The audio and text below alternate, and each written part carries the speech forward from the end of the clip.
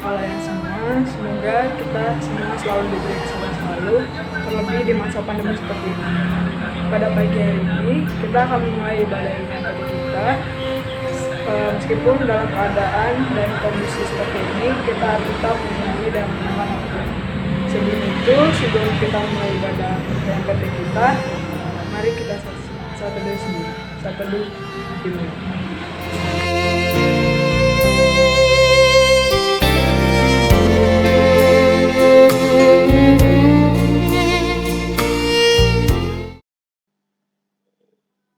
Selamat hari Minggu teman-teman teruna. Marilah kita memulai ibadah kita dan bernyanyi dari Kidung Jemaat 4, Hai Mari Sembah, bait yang pertama dan yang kedua.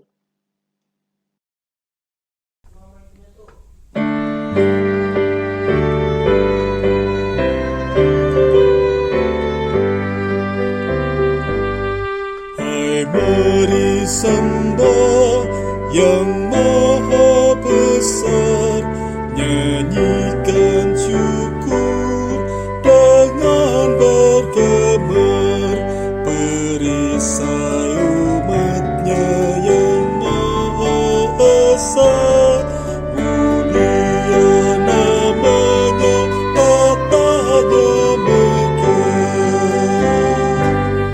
Hai masyurkanlah keagungannya, cahaya terang itu jubahnya, gemuruh suaranya di awan kelam, berjalanlah dia di badai kencang.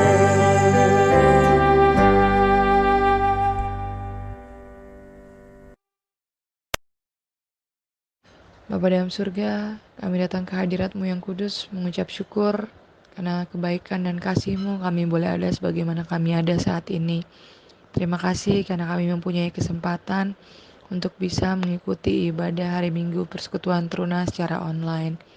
Kami berdoa agar selama kami mengikuti ibadah ini tidak ada gangguan dan mata hati kami tertuju padamu.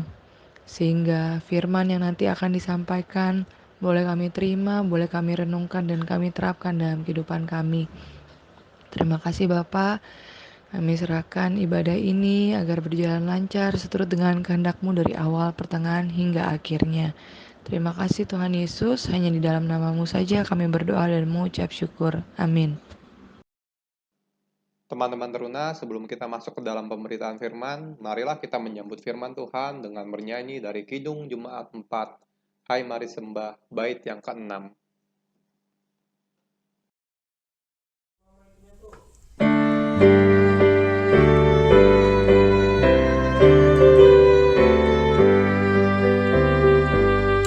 Ya maha besar kekal kasih-Mu, malaikat memberi pujian merdu, pun kami makhluk-Mu kecil dan lemah, mengangkat pujian serta menyembah.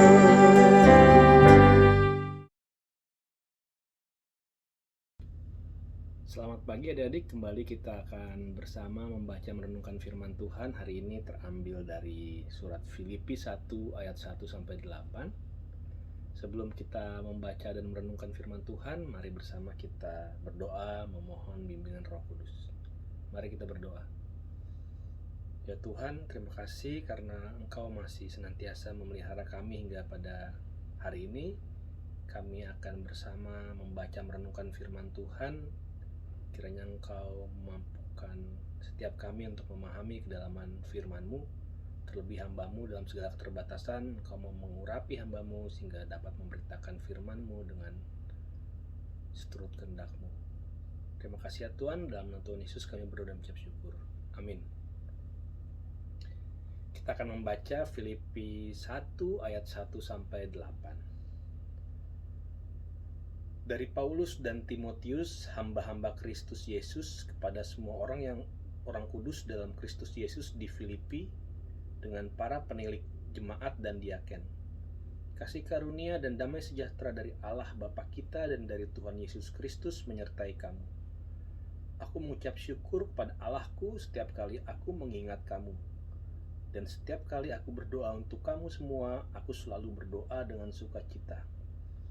Aku mengucap syukur kepada Allahku karena persekutuanmu dalam berita Injil mulai dari hari pertama sampai sekarang ini. Akan hal ini aku yakin sepenuhnya, yaitu Ia yang memulai pekerjaan yang baik di antara kamu akan meneruskannya sampai pada akhirnya pada hari Kristus Yesus. Memang sudahlah sepatutnya aku berpikir demikian akan kamu semua, sebab kamu ada di dalam hatiku, oleh karena kamu semua turut mendapat bagian dalam kasih karunia yang diberikan kepadaku, baik pada waktu aku dipenjarakan maupun pada waktu aku membela dan meneguhkan berita Injil. Sebab Allah adalah saksiku betapa aku dengan kasih mesra Kristus Yesus merindukan kamu sekalian. Sampai sedemikian jauh pembacaan firman Tuhan. Terpujilah Kristus. Haleluya. Haleluya, haleluya, haleluya.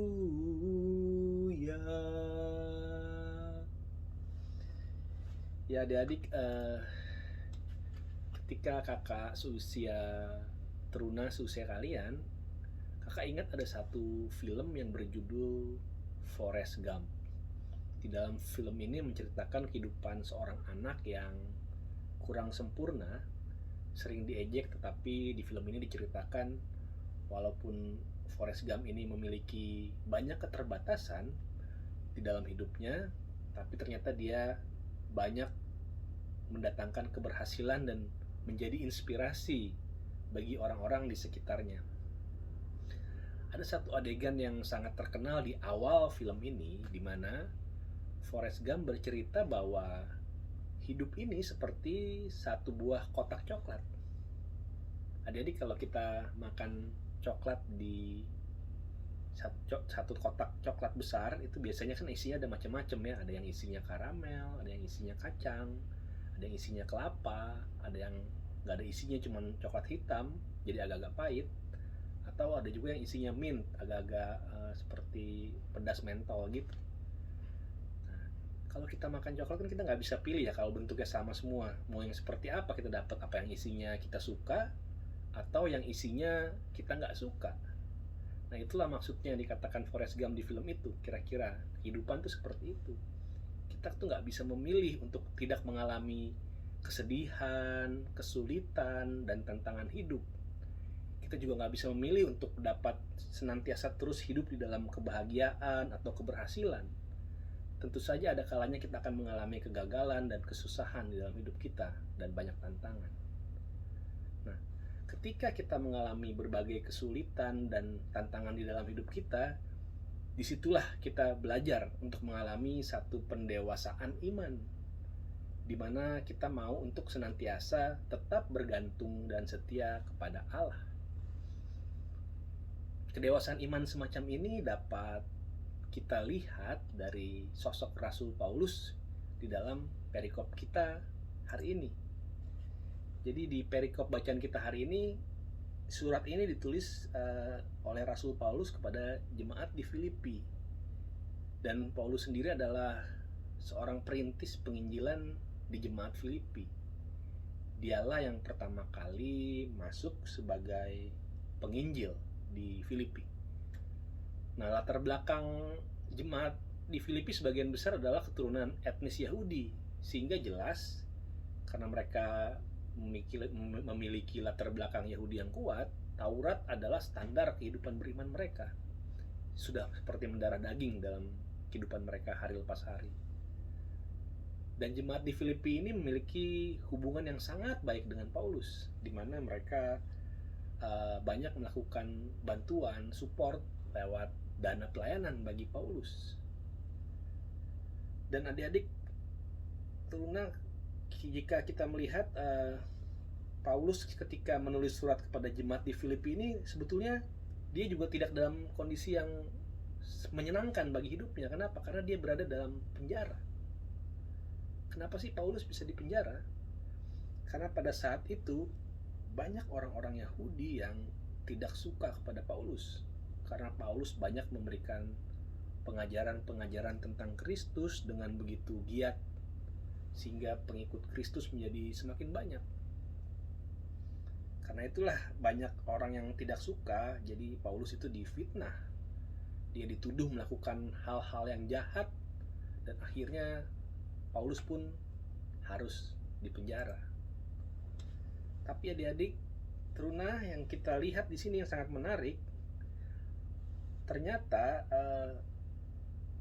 walaupun Paulus tidak disukai banyak orang dan akhirnya dia harus dipenjara, kalau kita baca di perikop kita hari ini, tidak ada satu kesan sedikit pun bahwa Paulus merasa susah di dalam hidupnya. Tetapi sebaliknya, semangat hidup, sukacita untuk terus mengabarkan tentang berita Kristus sangat kuat. Nah, kalau kita lihat satu persatu lagi ayatnya, dari ayat yang pertama misalnya, kita baca yuk. Dari Paulus dan Timotius, hamba-hamba Kristus, kepada semua orang kudus dalam Kristus Yesus di Filipi dengan para penilik jemaat dan diaken. Nah, di sini ada kata hamba Kristus. Jadi di sini Paulus mau menekankan bahwa sebagai hamba, dia hanya menggantungkan hidupnya kepada Allah, bukan kepada dunia ini. Di sini ia menunjukkan keyakinan iman bahwa meskipun dia mengalami banyak kesulitan, kesusahan di dalam dunia, tetapi dia yakin bahwa Allah yang akan senantiasa menyertainya. Karena begitulah sebagai seorang hamba, terserah apa bosnya bilang. Kalau Tuhan menginginkan dia mengalami penderitaan, tentu saja dia akan menjalani itu karena Tuhanlah yang memiliki hidupnya sebagai hamba. Kira-kira seperti itu. Di ayat yang kedua kita lihat, kasih karunia dan damai sejahtera dari Allah Bapa kita dan dari Tuhan Yesus Kristus menyertai kamu. Nah, ini adalah satu salam, sebetulnya satu doa bagi jemaat Filipi. Jadi meskipun Paulus dalam kesusahan, dia tidak lupa kepada jemaat di Filipi dan dia mendoakan sesuatu yang baik bagi mereka. Kemudian kalau kita lihat lagi di ayat ketiga sampai ayat kelima, kita lihat di sini, ini yang sangat menarik di sini. Ada banyak sekali kelihatan bagaimana dia menunjukkan sukacitanya di dalam Kristus. Kita lihat ayat yang ketiga. Aku mengucap syukur kepada Allahku setiap kali aku mengingat kamu. Dan setiap kali aku berdoa untuk kamu semua, aku selalu berdoa dengan sukacita.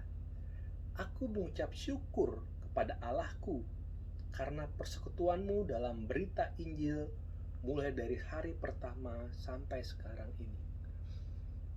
Ya adik-adik, jadi di sini dilihat, kita bisa melihat bahwa ayat 3 sampai 5 ini kata kuncinya adalah aku mengucap syukur.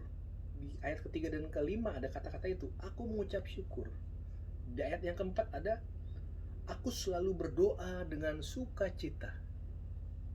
Ya, jadi di ayat ketiga sampai 5 ini merupakan suatu kesaksian dari Rasul Paulus, di mana setiap kali Paulus mengingat jemaat di Filipi, dia selalu mengucap syukur kepada Allah karena dia melihat sendiri pertumbuhan iman jemaat di Filipi, di mana mereka bukan hanya sebagai pendengar, tapi juga mau menjadi pelaku firman, dan mereka mau senantiasa berpartisipasi dan memberikan kontribusi baik secara pribadi maupun di dalam persekutuan dalam pelayanan mereka. Karena itulah Paulus senantiasa bersyukur atas berkat Allah bagi jemaat di Filipi. Kemudian kita lihat lagi dari ayat 6 sampai 8. Ayat 6 sampai 8 ini sebetulnya Paulus mau menerangkan bahwa segala hal yang dilakukan jemaat di Filipi, segala kebaikan yang terjadi di sana, itu semua dapat terjadi hanya karena mereka mau senantiasa mengarahkan hidupnya kepada kuasa Allah. Jadi segala tindakan dan perilaku jemaat yang mau melakukan ajaran Injil itu bukan karena mereka semua itu hebat, atau bukan karena mereka semua adalah orang-orang yang saleh atau orang-orang yang benar, tetapi karena Allah lah yang bekerja di dalam diri mereka masing-masing, sehingga mereka dimampukan untuk melakukan segala hal yang baik dan berkenan kepada Allah. Jadi dari pembacaan kita di Filipi 1 ayat 1 sampai 8 ini sebetulnya mau diingatkan kepada kita bahwa kita belajar dari Rasul Paulus, yaitu meskipun Paulus mengalami berbagai macam kesulitan di dalam penjara, tapi tidak sedikit pun sukacitanya kendor. Di sini dia mau menekankan bahwa ketika kita menjadi anak Tuhan, tentu saja bukan berarti hidup kita akan mulus-mulus saja, perjalanan kita akan terus senang, bahagia. Akan banyak tantangan. Tapi walaupun banyak tantangan, kita diingatkan bahwa di dalam hidup ini ada berkat Tuhan. Di dalam setiap kesempatan yang kita jalani, apakah itu susah, apakah itu senang, senantiasa ada berkat Tuhan yang dicurahkan di dalam setiap kesempatan hidup kita itu. Karena itu kita senantiasa disertai Tuhan. Ketika kita sadar bahwa Tuhan menyertai setiap langkah kehidupan kita, untuk apa sih kita bersusah hati? Nah, penegasan Paulus mengenai pemahaman imannya seperti ini ada di ayat 21. Kita baca sama-sama ayat 21. Ini adalah satu ayat yang sangat bagus. Karena bagiku hidup adalah Kristus dan mati adalah keuntungan. Di sini Paulus menekankan keyakinan imannya bahwa ketika dia harus hidup di dalam dunia, apakah dia mengalami penderitaan ataukah dia mengalami sukacita, tetap hidupnya itu harus dilakukan dengan tujuan kepada Allah, karena hidupnya adalah bagi Kristus. Dan mati adalah keuntungan. Artinya apa? Kalau toh dia harus meninggalkan dunia ini, dia tetap merasa untung, karena dia yakin ketika dia sudah melakukan tanggung jawab yang benar di dunia ini, melakukan tugasnya dengan baik, turut dan kehendak Allah, tentu saja ada janji Allah bahwa dia akan bersama-sama dengan Allah ketika dia mati nanti. Jadi itu adalah satu pemahaman iman yang sangat dalam, yang tentunya dapat menjadi teladan bagi kita semua. Sobat Runa, ketika kita menjalani hidup kita, tentu saja akan banyak tantangan di dalam setiap langkah kehidupan kita. Misalnya ketika Sobat Runa sudah berusaha untuk mendapatkan nilai yang baik dalam satu pelajaran tertentu, tapi kenapa kok nggak berhasil ya? Kita masih aja dapat nilai yang nggak bagus. Ketika kita mendapat nilai yang nggak bagus, kita jadi nggak pede. Akhirnya ketika ujian berikutnya, kita jadi nyontek. Karena kita nggak pede, kita nyontek dari teman kita yang kita rasa lebih pintar dari kita.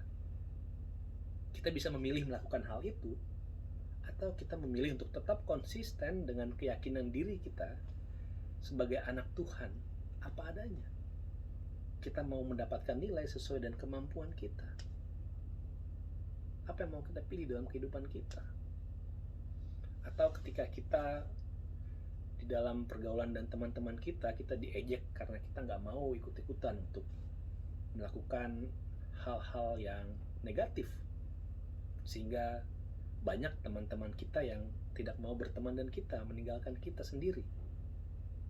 Ketika kita mengalami kondisi seperti itu, apakah kita tetap memilih untuk setia dengan keyakinan kita, tidak mau melakukan hal-hal yang negatif karena kita adalah anak-anak Tuhan? Atau kita memilih untuk bisa tetap bersama dengan teman-teman kita sehingga kita mulai melonggarkan keyakinan iman kita bahwa kita gak apa-apa sekali-sekali melakukan hal-hal yang negatif? Apa yang mau kita pilih? Itu adalah tantangan dalam kehidupan kita. Sobat Teruna, hari ini kita diingatkan dalam firman kita untuk senantiasa bersyukur di dalam hidup kita.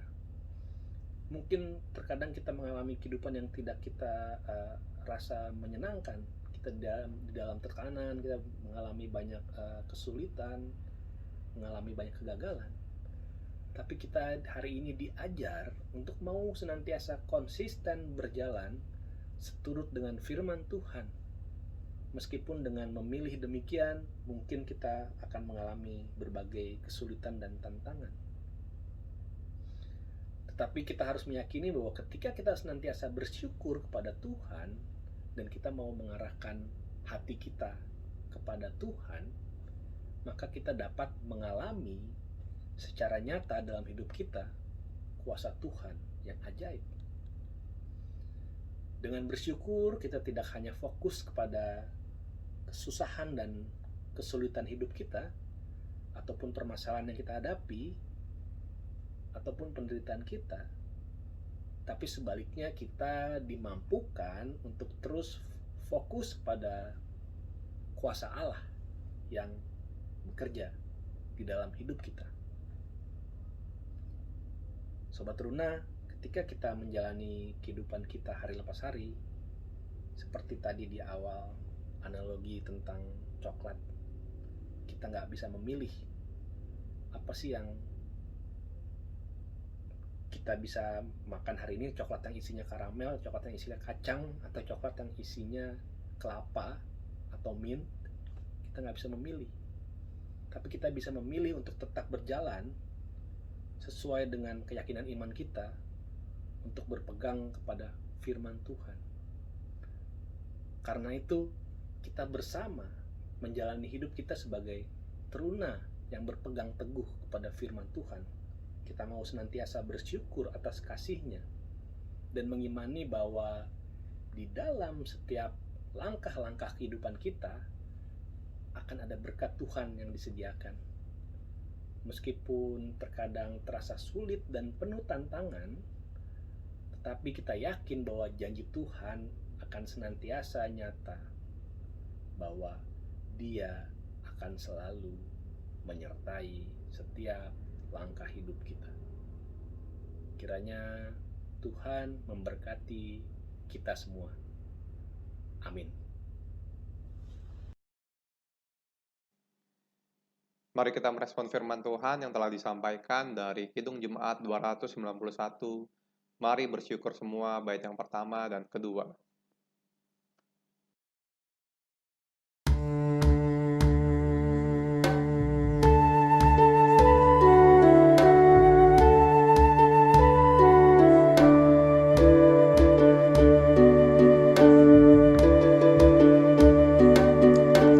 Mari bersyukur semua atas kebajikan Tuhan, kasih perjanjiannya sungguh nyata selamanya.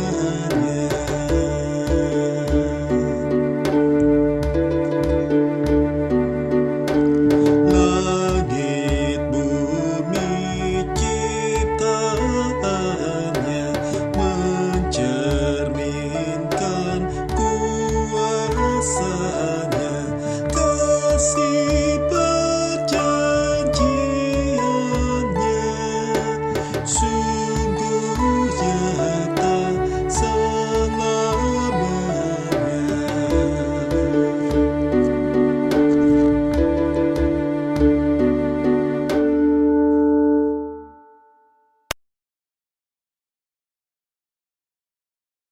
Bapa kami yang di sorga, kami berdoa untuk bangsa dan negara, khususnya negara kami Indonesia.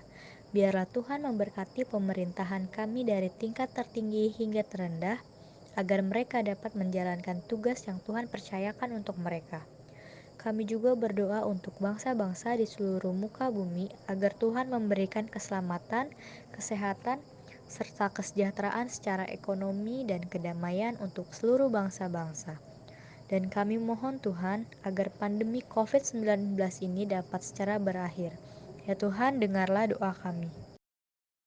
Berdoa untuk gereja. Tuhan di seluruh dunia, terkhusus GPIB Sawangan, untuk dapat tetap menggagas PKA yang sesuai dengan kondisi negara dan masyarakat saat ini. Berdoa untuk ibadah online yang diadakan agar tetap menjadi berkat. Ya Tuhan, kami juga ingin berdoa untuk Pakat PT GPIB Sawangan. Kiranya Engkau selalu memberkati Pakat PT kami ini Tuhan, terutama untuk para kakak-kakak layan. Kiranya Engkau memberkati pelayanan mereka, supaya pelayanan yang mereka lakukan dapat menjadi contoh dan teladan bagi setiap anak teruna. Ya Tuhan, dengarlah doa kami. Tuhan Yesus yang Maha Pengasih dan Penyayang, kami bersyukur atas hari ini. Kami juga bersyukur atas berkat yang Kau limpahkan kepada kami. Tuhan, kami akan berdoa untuk anak taruna GPIB Sawangan yang sedang berulang tahun di minggu ini. Kiranya Engkau selalu melimpahkan mereka berkat, dan juga kami berdoa untuk masa depan mereka, agar masing-masing dapat tumbuh menjadi anak-anak yang takut akan Tuhan.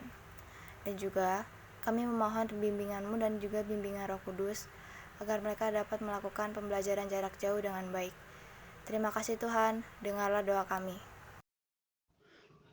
Ya Tuhan, kami berdoa untuk orang tua kami, kakak, adik, om, tante, dan seluruh keluarga anak layan PT, supaya selalu diberikan berkat yang cukup di tengah keluarga, dan perlindungan dari Tuhan dari wabah COVID-19. Terima kasih Tuhan, dengarlah doa kami. Ya Bapa, inilah doa-doa kami. Kiranya Engkau mau menyempurnakan doa-doa kami ini seturut dengan doa yang telah Engkau ajarkan kepada kami. Bapa kami yang di sorga, dikuduskanlah nama-Mu. Datanglah kerajaan-Mu, jadilah kehendak-Mu di bumi seperti di sorga. Berikanlah kami pada hari ini makanan kami yang secukupnya. Dan ampunilah kami akan kesalahan kami, seperti kami juga mengampuni orang yang bersalah kepada kami. Dan janganlah membawa kami dalam pencobaan, tetapi lepaskanlah kami daripada yang jahat.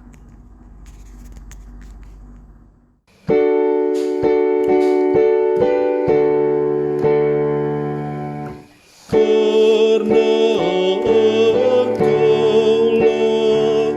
yang punya kerajaan dan kuasa dan kemuliaan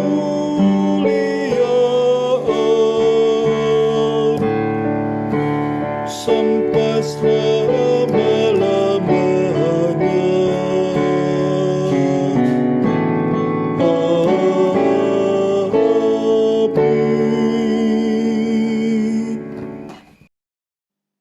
Teman-teman teruna, marilah kita membawa persembahan kita dan bernyanyi dari Gita Bakti 84, Inilah Ungkapan Syukurku, bait yang pertama dan yang kedua.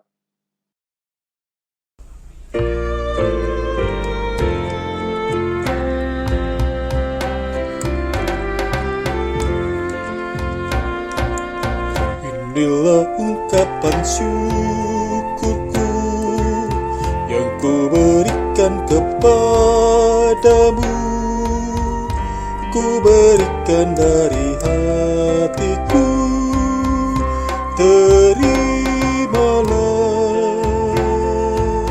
Ku persembahkan kepadamu dengan seluruh jiwa ragaku, kiranya berkenan di hadirat-Mu. Ajarlah aku ya Tuhanku, menjadi alat di tangan-Mu untuk menyalurkan kasih-Mu di dunia. Utuslah aku ya Tuhanku, menolong orang miskin dan lemah. Pakailah diriku turut maksud-Mu.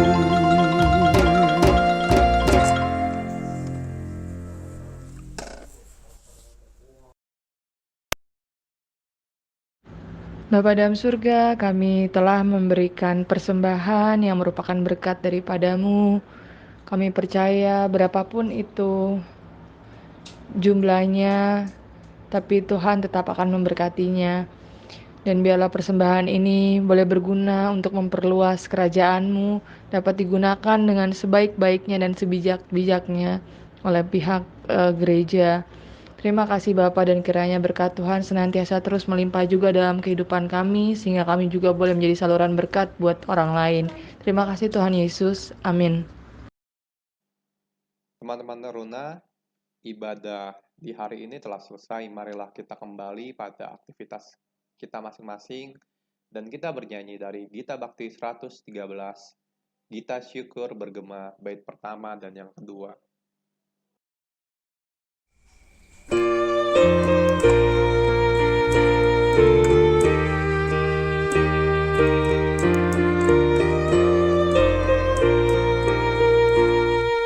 Kita syukur menggema naik kepadamu Allah Bapa Maha Baik. Kami bersyukur, kami bermazmur karena rahmat-Mu bagi kami umat-Mu. Kita syukur naik kepadamu Allah Maha Besar. Yesus Kristus penebus, berilah hikmat-Mu, berilah kekuatan-Mu, layakkan kami untuk bersaksi, siap sedia menyatakan kasih-Mu. Kita syukur, naik kepadamu Allah Maha Besar.